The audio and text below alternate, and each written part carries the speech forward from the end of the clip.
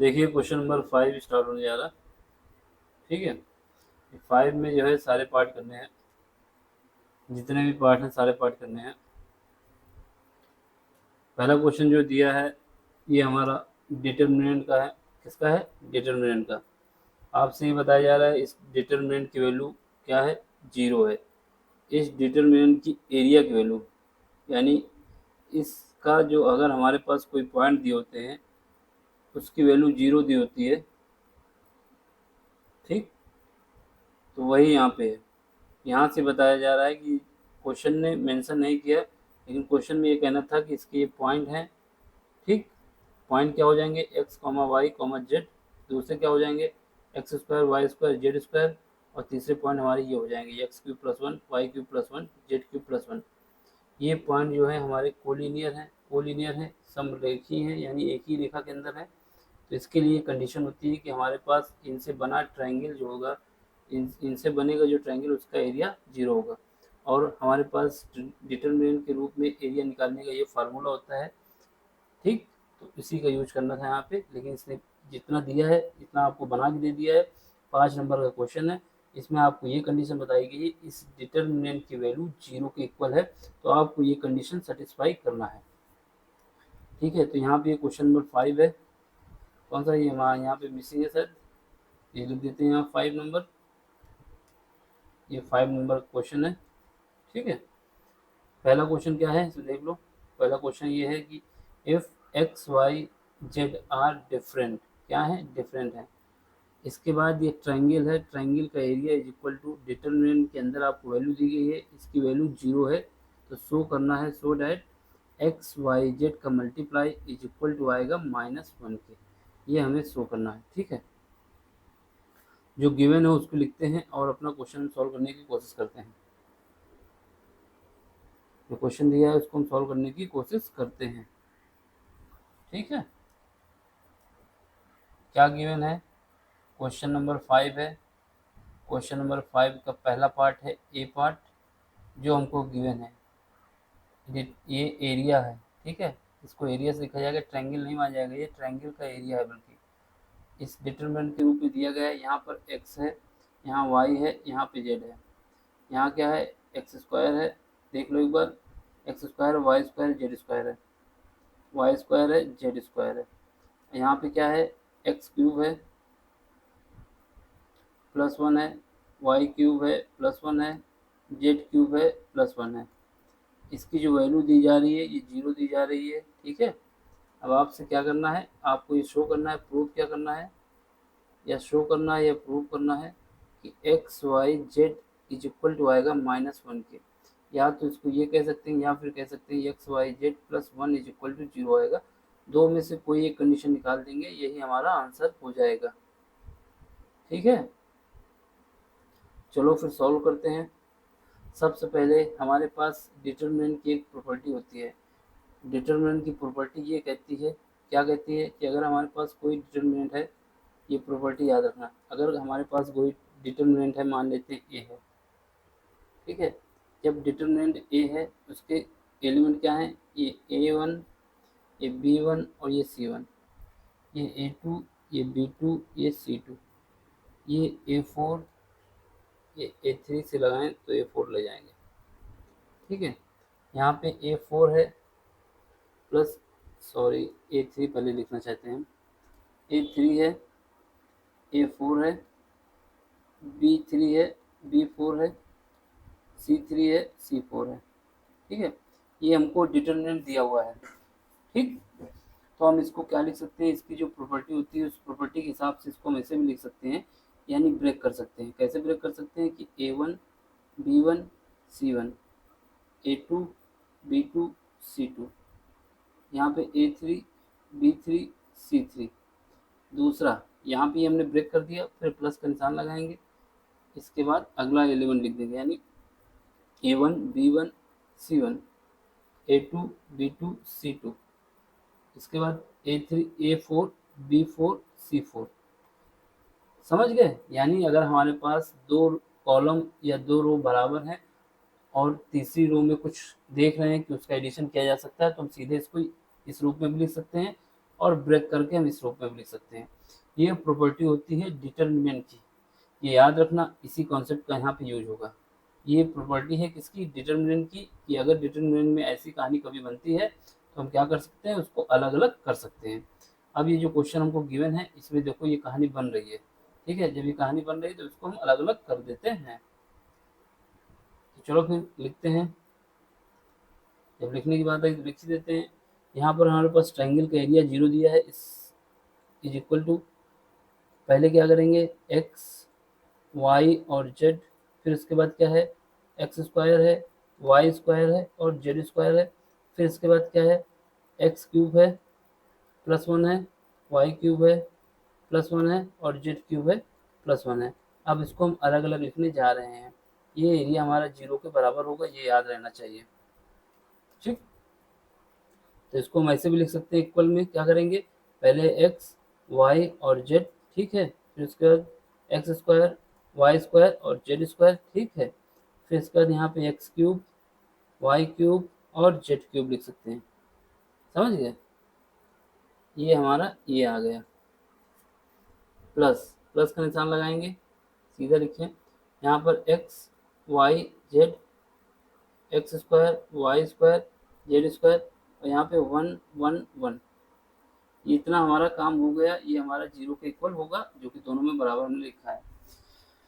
अब क्या करना है, अब हमारे पास देखो एक प्रॉपर्टी और होती है, अगर हम किसी मैट्रिक्स से कोई एलिमेंट निकालना चाहते हैं, अगर हम किसी मैट्रिक्स से कोई एलिमेंट बाहर कॉमन लेना चाहते हैं, तो मैट्रिक्स के केस में सारे एलिमेंट, मतलब सारे एलिमेंट से कॉमन आना चाहिए, सारे एलिमेंट से कॉमन आना चाहिए। अगर किसी एक एलिमेंट से कॉमन नहीं आता तो फिर कॉमन नहीं लिया जाएगा।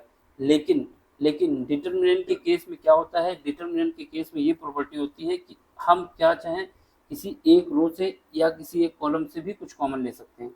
याद रखना, किसी एक रो से या किसी एक कॉलम से भी कॉमन ले सकते हैं। जैसे हमारे पास पहली कंडीशन जो दी गई है, यहाँ पे देखो जो कलर लिखे उससे समझना, पहली रो ये रही, पहली रो ये रही, ये R1 रो है मेरी, ठीक है।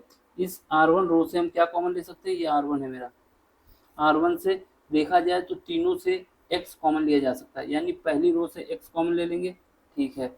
अब देखो दूसरा दूसरा कलर देखना, दूसरा कलर में क्या है, एक मिनट, दूसरे कलर से देखो जरा, दूसरे कलर से देखो, यहाँ पर हमारे पास ये दूसरी रो है, जहाँ पर मार्क कर रहे हैं ये इंपॉर्टेंट है समझना, ये डिटर्मिनेंट और मैट्रिक्स में डिफरेंस होता है। यहाँ से क्या आ जाएगा, R2 है, ये दूसरी रो है, यहाँ से हम y कॉमन ले सकते हैं, क्योंकि तीनों एलिमेंट y में, मतलब एक रो में जो 3 एलिमेंट है, ये तीनों में से y कॉमन हो सकता है, ठीक है। अब तीसरी बात आती है, तीसरी रो ये रही हमारी, इस तीसरी रो से हम क्या कॉमन ले सकते हैं, तीसरी रो से हम कॉमन ले सकते हैं, ये R3 है मेरे पास, तीसरी रो से हम क्या कॉमन ले सकते हैं, यहाँ से z कॉमन ले सकते हैं, यानी x y z हमने तीनों चीज़ें आपको कॉमन लेके दिखा दी, ठीक। अब आपको समझना है क्या, जब हमने कॉमन ले लिया, पहली रो से जो कॉमन लिया है, तो पहली रो में क्या क्या एलिमेंट बचेगा, पहली रो में क्या क्या एलिमेंट बचेगा बताइए, पहली रो में यहाँ पर 1 बचेगा, यहाँ पर क्या बचेगा, यहाँ पर x बचेगा और यहाँ पर एक्स स्क्वायर बचेगा, समझ गए, ठीक है। अब दूसरी रो पे आ जाओ, दूसरी रो पे क्या क्या जब कॉमन लिया तो क्या बचेगा, यहाँ पे 1 बचेगा, फिर यहाँ पे क्या बचेगा, यहाँ पे हमारे पास बचेगा y बचेगा और यहाँ से क्या बचेगा, y स्क्वायर बचेगा। अब तीसरी रो में आ जाओ, तीसरी रो में क्या कॉमन लिया है, z कॉमन लिया है, तो क्या बचेगा, यहाँ पे z बचेगा, यहाँ पे सॉरी यहाँ पे 1 बचेगा क्योंकि z तो कॉमन आ गया है, यहाँ पे 1 बचेगा, यहाँ पर z बचेगा, ठीक है, और यहाँ से z स्क्वायर बचेगा। तो ये हमारा काम हो गया इसका, ये इंपॉर्टेंट था, इस वजह से इसको मैं अलग अलग कलर से लिख दिया जिससे दिक्कत ना हो। तो ठीक, अब यहाँ पे क्या है, यहाँ पे देखो, यहाँ पे ये कहा, एक प्रॉपर्टी और हमें याद होनी चाहिए, एक प्रॉपर्टी ये याद होनी चाहिए, जब हम रो का, किसी रो का आपस में इंटरचेंज करना चाहते हैं, जैसे ये हमारे पास कॉलम है या रो है, कॉलम के देखिए, ये हमारा कौन सा कॉलम है, ये C2 कॉलम है, ये कॉलम कौन सा है, C3 कॉलम है, ये कौन सा है, ये C1 कॉलम है, ठीक है। पहले हम क्या करें, C2 से C3 को चेंज करना चाहते हैं, C2 से C3 को चेंज करना चाहते हैं, फिर उसके बाद क्या करना चाहते हैं, फिर उसके बाद सी, जो यहाँ पे इसकी पोजीशन चेंज हो जाएगी, पोजीशन चेंज हो जाएगी तो क्या करेंगे, C1 का जो यहाँ C3 आ जाएगा जो कि C2 बन जाएगा, इसको हम किससे चेंज करेंगे, इसको हम चेंज कर देंगे C1 से, तो फिर क्या आएगा, -1 आएगा। देखो हम पहले कर रहे हैं, क्या कर रहे हैं, C2 से चेंज कर रहे हैं, यहाँ पर लिख रहे हैं ये C2 से चेंज कर रहे हैं, C2 से C3 को चेंज कर रहे हैं। अगर एक बार चेंज किया जाता है तो -1 आता है, एक बार जब चेंज किया जाता है तो -1 आता है। ठीक है, हम अभी एक ही बार चेंज कर रहे हैं, दूसरी बार फिर लिख के दिखा देंगे। यहाँ पर हमारा x हो जाएगा, यहाँ y हो जाएगा। ठीक है, सॉरी कॉलम वाइज लिख दो क्योंकि कॉलम का ही चेंज हो रहा है, तो x y z। ठीक है, अब हमने क्या किया है, अब हमने चेंज कर दिया है। जब चेंज किया है तो क्या चेंज किया है, C3 को पहले लिया है, C3 में क्या है 1 1 1। ठीक है, इसके बाद क्या है C2 है, फिर क्या है C2 है, C2 क्या था, C2 था हमारा x² y² और z²। यहाँ पे पीछे लिख सकते हैं, साइड में क्या लिख सकते हैं कि हमने C2 को C3 से चेंज कर दिया है। तो ये निशान हमें बता रहा है कि इसको हमने आपस में इंटरचेंज कर दिया है। ठीक है, ये हमारा ऑपरेशन लगा है कि C2 को C3 से चेंज कर दिया है, जिसके सामने लिखा है उसी को, मतलब इसी में केवल चेंजमेंट आया इस वाली में, बाकी सब में नहीं आया। ये आपको दिखाने की जरूरत नहीं थी कि हमने आपको समझाने के लिए लिखा कि C2 को C3 से चेंज किया है, C2 को C3 से चेंज किया है और वो भी इसी कॉलम में चेंज किया है, इसी वाली मैट्रिक्स में। इसके पहले जो मैट्रिक्स थी उसमें कुछ नहीं किया है। ठीक है, अब फिर करते हैं, यहाँ पर एक्स वाई जेड तो आ ही गया है, अंदर क्या है, अंदर हमारे पास 1 है, ये 1 है और ये 1 है। यहाँ पर क्या है x है, यहाँ y है और यहाँ z है। यहाँ पे क्या है x² है, यहाँ y² है, यहाँ z² है। ठीक है, इतना समझ लो। अब इसके बाद देखो, अब हम फिर ऑपरेशन करेंगे। क्या ऑपरेशन करेंगे, ऑपरेशन हम करने जा रहे हैं इस बार ये करने जा रहे हैं कि ये जो है हमारा, ये अब C2 हो गया है और ये क्या हो गया है, ये C1 हो गया। इस बार C1 को C2 से इंटरचेंज करेंगे। ठीक है, एक बार माइनस आ चुका था, फिर एक बार माइनस आ जाएगा। जब एक बार फिर माइनस आ जाएगा तो ये हो जाएगी कुछ कहानी। अब इसमें क्या हो जाएगा, इस बार जो ऑपरेशन मेरा लगा है, क्या ऑपरेशन लगा है, इस बार हमने C2 से, यानी C2 यहाँ पे आ जाएगा 1 1, C1 को चेंज किया है, C1 क्या आ जाएगा x y z। यहाँ पे क्या आ जाएगा x² y² और z²। यहाँ पर फिर एक बार लिख देना क्या किया हमने, C1 को इंटरचेंज किया है, किसके साथ इंटरचेंज किया है, C2 के साथ। ठीक, ऐसा हमने क्यों किया, अब देखो 2 बार माइनस आ गए, इसका मतलब क्या होगा, माइनस माइनस प्लस हो जाएगा, तो ये तो प्लस हो जाएगा, इसमें कोई दिक्कत नहीं आएगी। ठीक है, अब यहाँ से हमारे पास देखने में क्या लग रहा है, ये हमारे इक्वल टू 0 है, ये तो कंफर्म रहेगा ना, इसकी वैल्यू तो 0 है, ये तो इसमें कोई दो राय नहीं है, आगे भी 0 लगा देते हैं, इसकी वैल्यू 0 के बराबर है। ठीक है, ये ऑपरेशन हमने साइड पे लिख दिया, ऑपरेशन आपको लिख के दिखाने की जरूरत नहीं है, बस ये समझना है कि हमने ये काम किया है। अब यहाँ पे क्या है, अब हम क्या करेंगे, इसको 0 के बराबर तो रखे हुए हैं, यहाँ से ये देखा जाए तो ये वाला पार्ट कॉमन आ रहा है दोनों में, ये कॉमन आ रहा, ये दोनों में कॉमन आ रहा है। ठीक है, तो कॉमन ले लेते हैं, जब कॉमन लेंगे तो क्या आएगा 1 1 1, यहाँ x यहाँ y यहाँ z, यहाँ x², यहाँ y², यहाँ z² आ जाएगा, ये सब कॉमन आ गया है। ठीक, जब कॉमन आया तो ब्रैकेट में क्या बचा, पहले बचा हमारे पास x y z और यहाँ से क्या बचा, यहाँ पे -1 इंटू -1 +1 हो जाएगा, ये +1 हो जाएगा, बराबर कितना आ जाएगा 0, जो कि हमारे पास गिवन भी है। ठीक है, ये हमने आगे ही 0 लगा दिया है। अब हम क्या करेंगे, अब हमको इसको सॉल्व करना है। तो हमारे पास कहानी क्या आ गई, हमारे पास कहानी आ गई x y z +1 बराबर क्या है 0 हो सकता है एक, दूसरा क्या हो सकता है 1 1 1 x y z, यहाँ x², यहाँ y², यहाँ z² बराबर 0। ठीक, इनको अलग अलग 0 किया जा सकता है। हमें प्रूव क्या करना था, x y z equal to +1 बराबर 0, यहाँ से x y z की वैल्यू आ जाएगी -1, जो कि हमें प्रूव करना था। ये क्या हुआ, हेंस प्रूव्ड हुआ। अगर इसके साथ आपको ये कहता कि एक्स वाई जेड में क्या रिलेशन है, ये क्या होंगी, तो फिर हमको इसको सॉल्व करना रहता, तो फिर हमें ये वाला पार्ट भी सॉल्व करना पड़ता कि एक बार इसको 0 करने पे क्या आएगा। अगर आपको डाउट है तो इसको क्या करेंगे, इसको सॉल्व भी कर सकते हैं, लेकिन हमारे पास जो क्वेश्चन है 5 नंबर का है, बस यही 2 प्रॉपर्टी लगा के इसको आपको यहीं तक सॉल्व करना है। फिलहाल अगर आपको ये करना है, अगर 8 नंबर पे आता है तो क्या करेंगे, एक बार इसको 0 किया तो इसकी कंडीशन निकल आई, अब इसको 0 करते हैं। ये याद रखना कि हमको ये यहीं तक करना था, लेकिन हम आपको पूरा क्वेश्चन करा दे रहे हैं। अगर 8 नंबर पे आता है तो क्या करना होगा, 8 नंबर पे आएगा तो एक्स वाई जेड में भी रिलेशन पूछेगा। ठीक है, लेकिन हम इसको करा दे रहे हैं आपको। यहाँ से क्या आएगा, यहाँ से 1 1 1 एक्स वाई जेड, यहाँ पे क्या आएगा x² y² और z², क्या आएगा z²। ये आ जाएगा मेरा जेड स्क्वायर।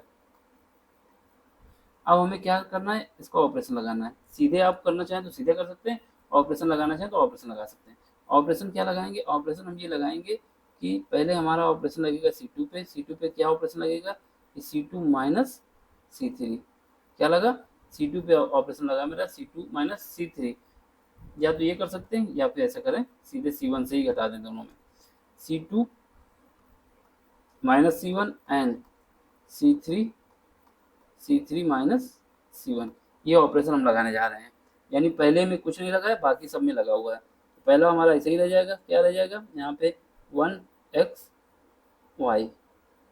यहाँ पर कॉलम पे न लगा के, अगर हम कॉलम पे लगाना चाहें, कॉलम पे नहीं लगाना चाहिए बल्कि R1 R2 करना चाहिए, क्योंकि ऑपरेशन हमारा लगेगा किस पे, रो पे लगेगा। तो यहाँ पर ऑपरेशन क्या लगाओगे, पहली रो पे दूसरी रो पे लगेगा, दूसरी रो पे कौन सा ऑपरेशन लगेगा, यहाँ पे लगेगा R2 माइनस R1 एंड फिर उसके बाद क्या लगेगा R3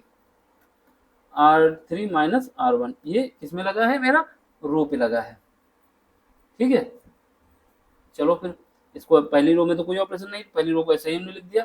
दूसरी रो पे आ जाओ, इसमें क्या है, R1 को घटाना है। जब घटाना है तो ये क्या हो जाएगा, 0 हो जाएगा। अब इसमें घटाओगे तो क्या आ जाएगा, यहाँ पे y माइनस एक्स हो जाएगा। अब इसमें घटाओगे क्या आ जाएगा, यहाँ पर x y square minus, sorry यहाँ पे क्या आएगा, क्योंकि R1 घट रहा है तो यहाँ पर y square minus x square आ जाएगा। ठीक है, अब नीचे लगाओगे इसमें तो ये 0 आ जाएगा। यहाँ पर क्या आएगा, जेड माइनस एक्स आ जाएगा। यहाँ पे क्या आएगा, z square minus x square आ जाएगा। ये बराबर 0 रहेगा, ये बराबर 0 रहेगा।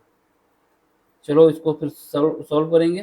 ठीक, सॉल्व करेंगे तो क्या आएगा, केवल कौन सा बचेगा, अगर हम 1 के रिस्पेक्ट में सॉल्व करना चाहते हैं, इसके रिस्पेक्ट में, तो इसके सामने की ये सब हटा देंगे, ले लेंगे 1।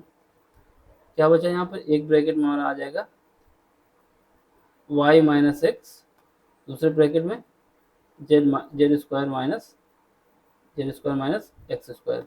ठीक है, माइनस यहाँ पे क्या आ जाएगा, यहाँ पे आ जाएगा जेड माइनस एक्स, सॉरी इधर क्या आ जाएगा, y square minus x square.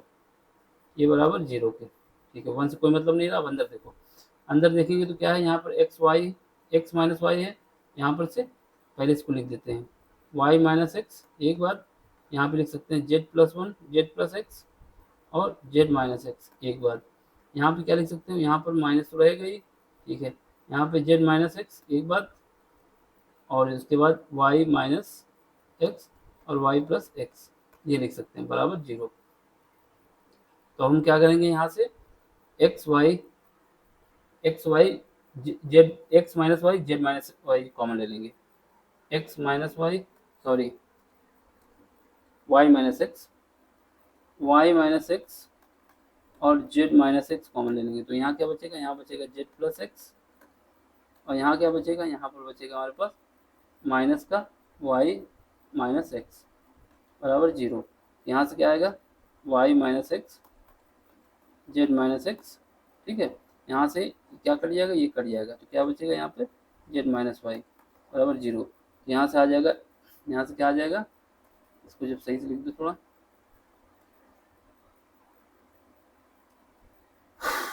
X है यहाँ पे, तो यहाँ पे क्या आ जाएगा, वाई बराबर एक्स, जेड बराबर एक्स और जेड बराबर वाई।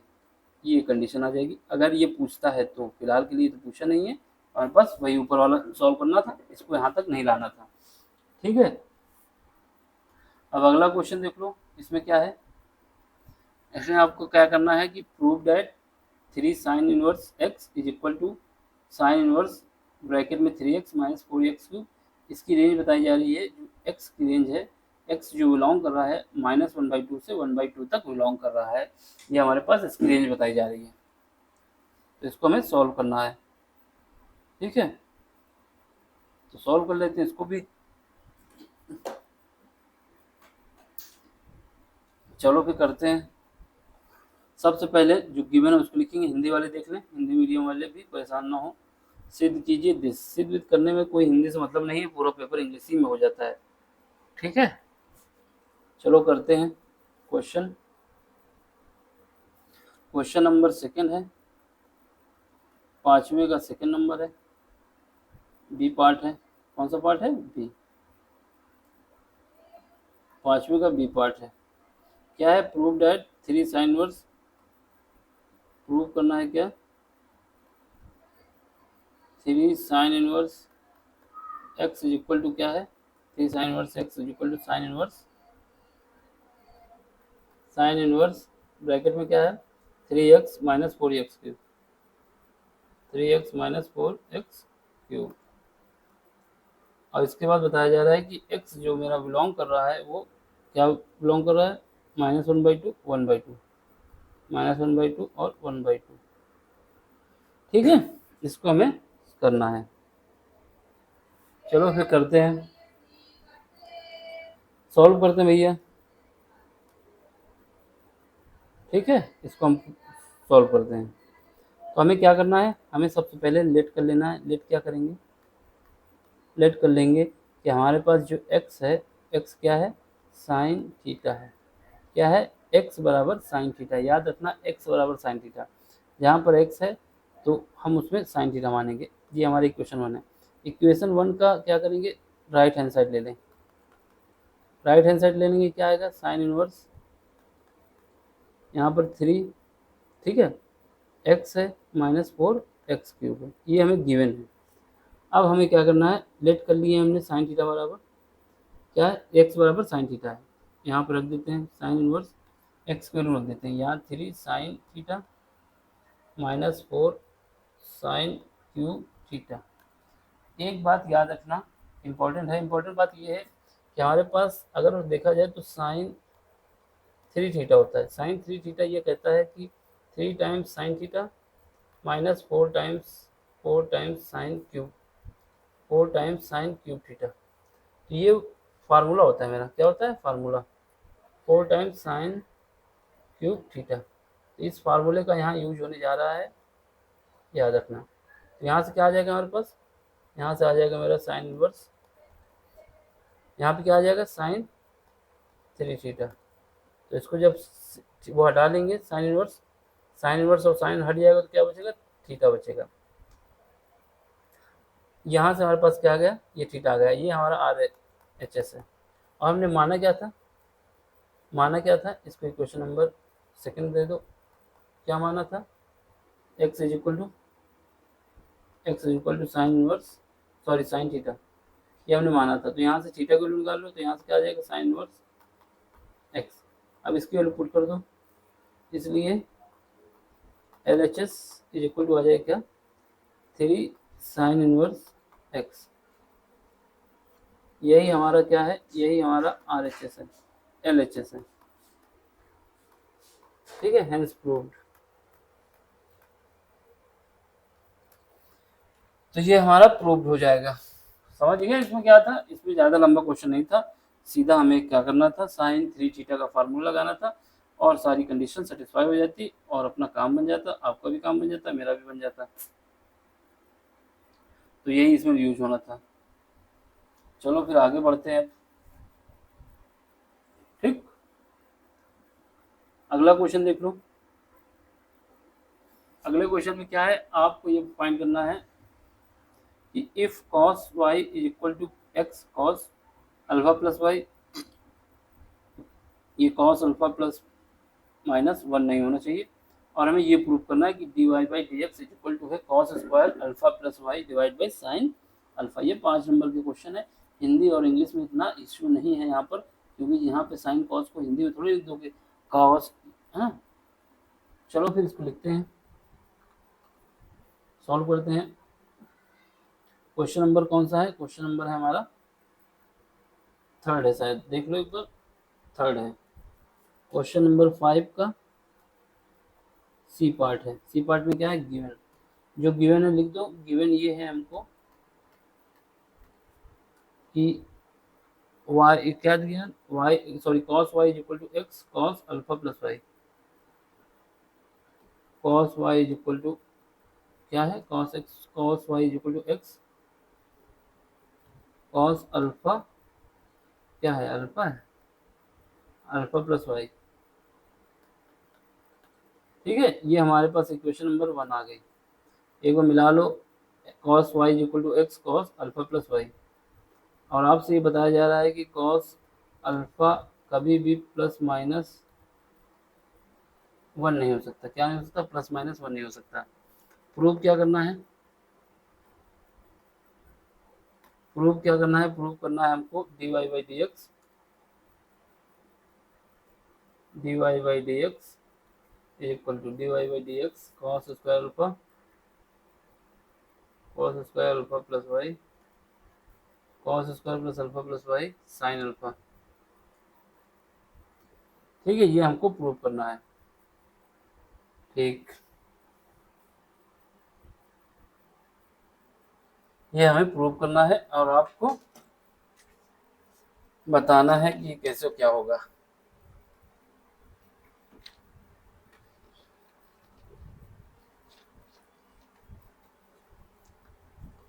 चलो फिर करते हैं प्रूव। सॉल्व करते हैं इसको। ठीक है, यहाँ पे क्या है? सॉल्यूशन जो गिवन है cos y is equal to x cos alpha plus y. यहाँ से x की वैल्यू निकाल लो। x की वैल्यू क्या आ जाएगी? cos alpha plus y divide क्या हो जाएगा? cos y से। ठीक है, cos alpha plus y divide हो जाएगा cos y से। ये हमारा x आ गया। अब दिए गए फंक्शन को हम यहाँ पर y के रिस्पेक्ट में डिफ्रेंशिएट करेंगे। याद रखना, y के रिस्पेक्ट में डिफ्रेंशिएट कर रहे हैं। डिफ्रेंशिएट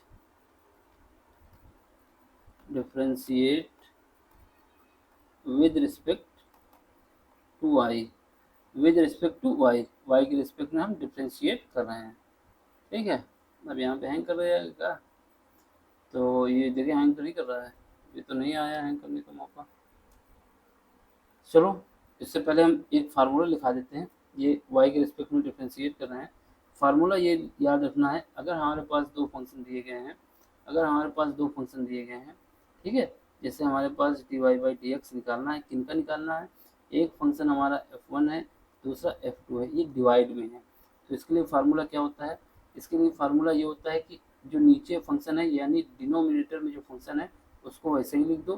ठीक है, और जो हमारा न्यूमिनेटर में है यानी ऊपर की ओर है उसका डिफ्रेंशिएट कर दो माइनस। ठीक है, माइनस लगाएंगे। अब इस बार क्या करना है? न्यूमिनेटर वाले फंक्शन को ऐसे लिख देना है यानी f1 को ऐसे लिख देना है, और जो डिनोमिनेटर में है उसको डिफ्रेंशिएट कर देना है यानी f2 डैश हो जाएगा। और नीचे क्या करना है? नीचे हमको f2 यानी जो डिनोमिनेटर में है उसका स्क्वायर कर देना है। ये हमारा फार्मूला होता है अगर दो फंक्शन हमको दिए गए हैं तो उनको सॉल्व करने का।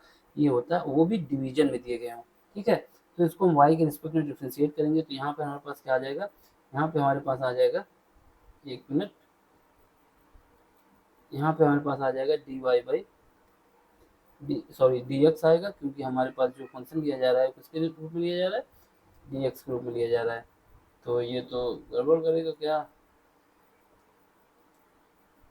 ये थोड़ा गड़बड़ कर रहा है भाई, हैंग करने लगा। सोचे हो जाएगा क्वेश्चन, दो क्वेश्चन और बचेंगे। चलो यहाँ पे लिख देते हैं, अगर वो आएगा आगे तो उसको रफ मानना। तो यहाँ पे क्या करना है? dx/dy, क्योंकि हम y के रिस्पेक्ट में कर रहे हैं। देखो यहाँ पे क्या बोला हमने, जो न्यूमरेटर में फंक्शन है उसको ऐसे ही लिख देना है यानी cos y को ऐसे ही लिख देना है, ये cos y हो जाएगा। और जो न्यूमरेटर में है उसको डिफ्रेंशिएट कर सॉरी क्या करना है? डिफ्रेंशिएट करना है। तो cos x का डिफ्रेंशिएशन होता है sin x, यानी यहाँ पे sin अल्फा प्लस वाई हो जाएगा। याद रखना, sin अल्फा प्लस वाई हो जाएगा, तो ये ब्रैकेट बंद हो जाएगा। माइनस, याद रखना माइनस आएगा। अब क्या होगा? जो हमारा सेकंड फंक्शन जो न्यूमरेटर में है उसको ऐसे लिख दो यानी cos अल्फा प्लस वाई हो जाएगा। और जो जो जो हमारा क्या है? डिनोमिनेटर में उसका डिफ्रेंशिएट यानी cos y का डिफ्रेंशिएट करेंगे, कितना आ जाएगा? cos y का माइनस का sin y आ जाएगा। समझ गए? cos y का माइनस sin y आ जाएगा। ठीक है, और नीचे क्या आने वाला है? नीचे हमारे पास जो दिया है उसका स्क्वायर क्या है? cos स्क्वायर y देख लो एक बार, यही फंक्शन था हमारे पास। यहाँ पे ये था। ठीक है, अब इसको क्या करो? इसको फिर अरेंज करो dx/dy। ठीक, यहाँ पे देखो यहाँ पे क्या है, ये माइनस आगे आ जाएगा तो माइनस इधर चला जाएगा, ये माइनस इसको प्लस कर देगा। कौन सा माइनस किसको प्लस कर देगा, ये वाला माइनस जो है ये इसको प्लस कर देगा। यहाँ पे क्या हो जाएगा हमारे पास, अगर अरेंज करके लिखना चाहें हमारे पास आ जाएगा साइन वाई, ठीक है, साइन वाई और cos alpha plus y minus, यहाँ पे क्या आ जाएगा, यहाँ पे आ जाएगा हमारे पास sine alpha plus y into cos y, divide किससे करेंगे, कॉस स्क्वायर वाई से, ठीक है। तो ये हमारे पास फार्मूला हो जाएगा क्या, साइन ए प्लस बी, साइन ए प्लस बी इक्वल होता है sign A cos B plus cos A cos B, क्या होता है कॉस ए, लेकिन हमारे पास अगर माइनस की बात की जाती है तो हमारे पास माइनस का फार्मूला क्या होता है, साइन ए माइनस साइन बी का फार्मूला होता है साइन ए माइनस, सॉरी साइन ए कॉस बी, ठीक है, माइनस साइन ए साइन बी। तो फिलहाल के लिए यहाँ पे माइनस है, याद रखना। हमारे पास कौन सा फार्मूला लगेगा, हमारे पास फार्मूला लगेगा sine alpha plus b, alpha plus y plus हो जाएगा माइनस का y divide by cos square alpha, cos square y है, सॉरी कॉस स्क्वायर वाई। ये यार ये लेने पे मीटर जा रहा है इसमें, रफ इरेजर को एक्सेप्ट नहीं कर रहे हैं भाई साहब, ये तो गलत कर रहे हैं, इरेजर को एक्सेप्ट नहीं कर रहे हैं तो फिर दूसरा काम करना पड़ेगा, करना चाहिए इनको। हो कुछ भी कर सकता है, ये वाई हो जाएगा। यहाँ साइड में ये लिख देना कि हमने फार्मूला यूज किया है साइन ए माइनस बी का, क्या है sign A cos B minus cos A sine B, इस वाले फार्मूले का हमने यूज किया है यहाँ पे, ठीक है। तो यहाँ से हमारे पास क्या आ जाएगा, यहाँ से हमारे पास d x by d y आ जाएगा sine alpha divide by cos square y. यहाँ से हमारे पास जब इसको अरेंज कर लेंगे उल्टा कर देंगे तो d y by d x पूछा गया है, तो ये आ जाएगा, क्या आ जाएगा cos y divide by cos y divide by sine alpha, cos y square है यहाँ की, ये हमारा आंसर हो गया, यही हमसे प्रूव करना चाहता था, ये हमारा आंसर हो जाएगा, ठीक है। अब इसके बाद दो क्वेश्चन बचे हैं, लेकिन ये जो है हैंग कर रहा है सिस्टम, पता चले ये क्वेश्चन भी ना हो पाए। तो ऐसा करते हैं, इसके जो दो क्वेश्चन बचे हैं उसको अगले लेक्चर में ही कराने की कोशिश करते हैं, क्योंकि यहाँ सिस्टम अगर बंद हो जाएगा तो सब चला जाएगा। समझ में आया तो लाइक कर देना, शेयर भी कर देना और सब्सक्राइब भी कर देना। Thank you for watching.